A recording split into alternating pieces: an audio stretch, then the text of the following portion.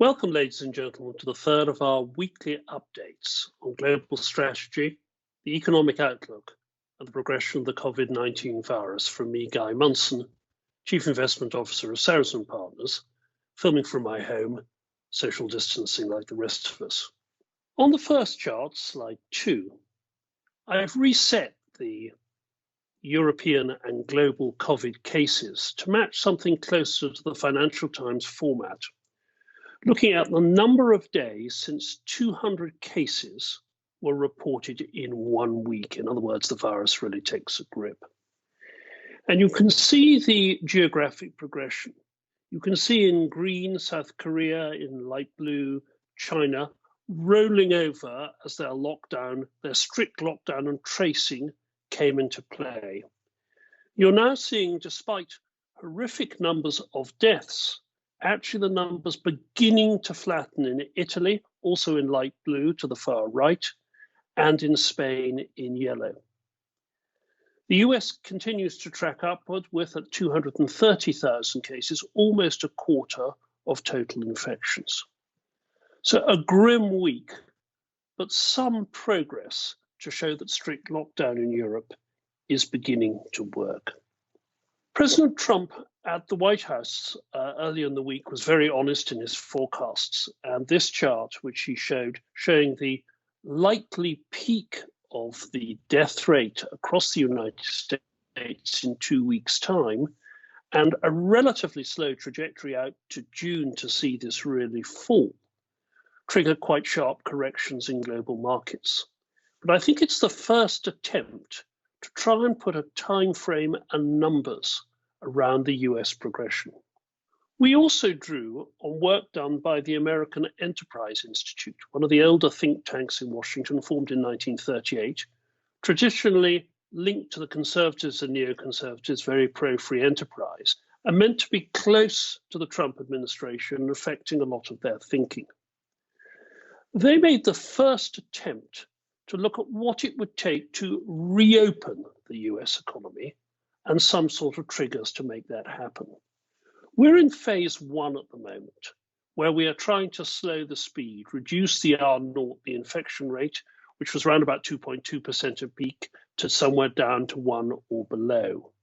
To achieve that, we need to maintain physical distancing, massively increase contact tracing and testing, increase critical care capacity, and implement much better surveillance systems.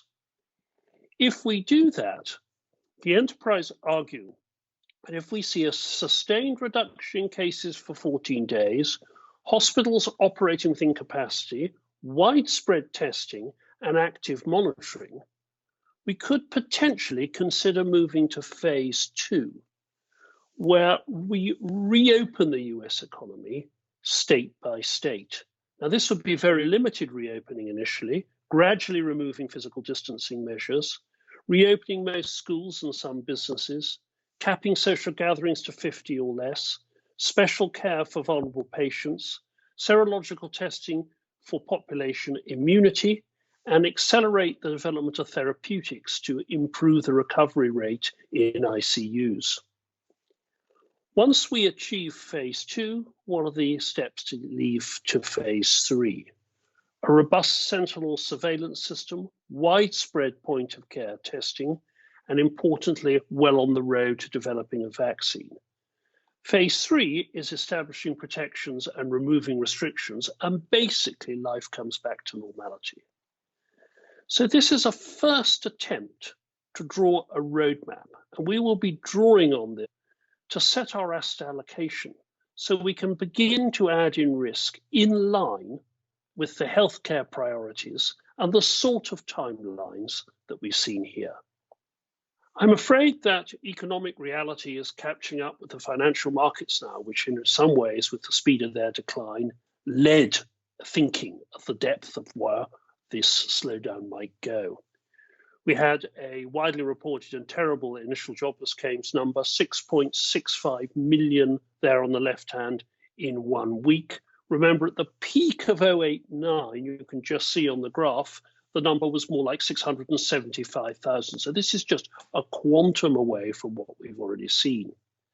Looking at the continuing claims, We're getting evidence that so great are the number of applications for jobless support that the system is getting swamped. We reckon they're probably a couple of million behind in processing claims. Our guess is that unemployment is already somewhere around 9 to 10% in the US and continuing to rise. And I'm afraid the numbers are somewhat alarming. If you look at the text below, total US jobs 152 million, 32 million of them, 1 in 5, in leisure, retail or hospitality. So we expect to see possibly a third or half of those jobs go. You can see a possible 10, 15, even 20 million unemployment number. We've also had some European PMI data, which we expect to be horrific, and I'm afraid it was. I've shown you the numbers for Germany, the UK, and France, well below already the 2008-9 numbers, and some figures from the survey group market out this morning suggest even worse numbers. The Italian services number was at 17. These sort of PMIs are consistent with an economic decline of up to 10% across Europe. So really something that we haven't seen outside of wartime or the Great Depression. I looked at some areas of stability when I talked to you last week, and one of them was in the US dollar and the fact there was not huge currency volatility among G7 members. Well, I think that's true and that continues to play out. But what is slightly alarming me this week is a sharp decline in emerging market currencies, despite swap lines being opened with a number of central banks straight into the Federal Reserve's repo system. This is concerning me because we're beginning to hear it for a number of economists. The drawdown in emerging markets could be even bigger than what we're seeing in the West. Little fiscal support net, little unemployment benefit, and a lot of casual labor. So we're beginning to get very cautious. Our exposure to emerging markets at Saracen is principally to China, which is relatively stable, but we're going to be looking closely at the underlying names there. In addition, of course, emerging markets have some benefit from the fall in the oil price. So we saw a sharp rise yesterday on Trump's intervention, but oil is still down sharply. Where you're also an oil producer like Mexico or Brazil, it's a double, often a triple whammy. So what of markets since I last spoke to you? We continue to see, I'm afraid, declines last week, with indices now down between 25 and 28% for the year to date. Gold corrected somewhat, but has rallied quite strongly in the last couple of days, still a large position for us at Saracen. And I think somewhat comfortingly, the aggressive rally in gilts and treasuries has paused for a while. On the right-hand chart, I showed you the put-call ratio last time, which is an indication of bearish sentiment, which, as you saw, peaked at extraordinary high levels and triggered the market rebound we saw the week before. This has largely reversed. I think sentiment, to an extent, is normalizing. One other encouraging feature is that volatility is gradually reducing. March, in a way, was off the scale. If you look at daily moves in the S&P 500, it was the most volatile since 1928, behind, I think, a lot of the stress that you saw in traders and market operators. Those numbers are beginning to improve. The VIX down to 57 on my chart, 51 as I record this morning.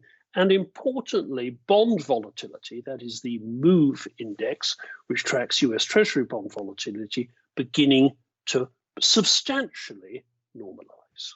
So what are the next steps for us at Saracen? Remember that we are neutral in bonds. We made a modest increase in corporate bonds, our first increase in risk. We're still substantially underweight equities, overweight gold, and overweight cash. We're not yet ready to change that equity weighting, but what we are doing is a 9-point plan to go through each of our equities to stress test those positions, particularly to look where there may be a permanent loss of capital through perhaps a breach of covenant, a loan problem, a decimation of dividend levels, which is so important to our charities and income clients.